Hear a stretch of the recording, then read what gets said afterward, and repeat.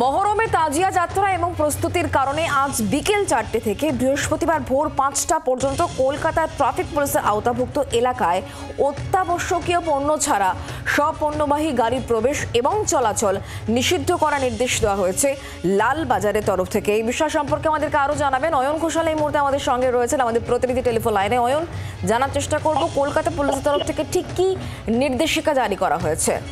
কলকাতা পুলিশের নগরপাল বিনীত গোয়েল একটি বিজ্ঞপ্তি জারি করে জানিয়েছেন যে মহরমের তাজিয়া এবং আনুষঙ্গিক প্রস্তুতির কারণে আজকে বিকেল 4টে থেকে 18 তারিখ ভোর 5টা পর্যন্ত কলকাতা ট্রাফিক পুলিশের অন্তর্ভুক্ত এলাকাতে অত্যাবশ্যকীয় পণ্য অর্থাৎ LPG, vegetables, fruit, milk, kerosene এইগুলি ছাড়া আর সমস্ত রকমের পণ্যবাহী গাড়ির প্রবেশ এবং চলাচল সম্পূর্ণ নিষিদ্ধ।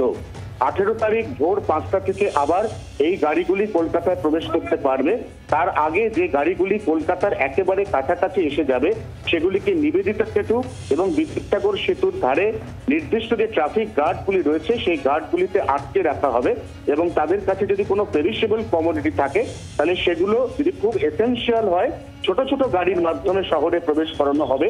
বড় কোনো লরি বা পণ্যবাহী গাড়ি এই সময়ের মধ্যে কলকাতা ট্রাফিক পুলিশ এলাকাতে প্রবেশ করতে পারবে না। এক্ষেত্রে অন্যান্য যে সমস্ত রাস্তাগুলি রয়েছে কলকাতা শহরের সেখানেও প্রয়োজন মতো কলকাতা ট্রাফিক পুলিশ তৎক্ষণাৎ নির্দেশিকা জারি করে সমস্ত ছোট বড় অর্থাৎ বেসরকারি এবং অন্য যাত্রীবাহী গাড়ি এই গাড়িগুলিতেও কিন্তু নানা সময় ডাইভার্ট বা ব্লক করতে পারে সেই নির্দেশও কিন্তু ইতিমধ্যেই ট্রাফিক পুলিশকে ইস্যু করেছেন কলকাতা পুলিশের নগরপাল বিনীত গোয়েল।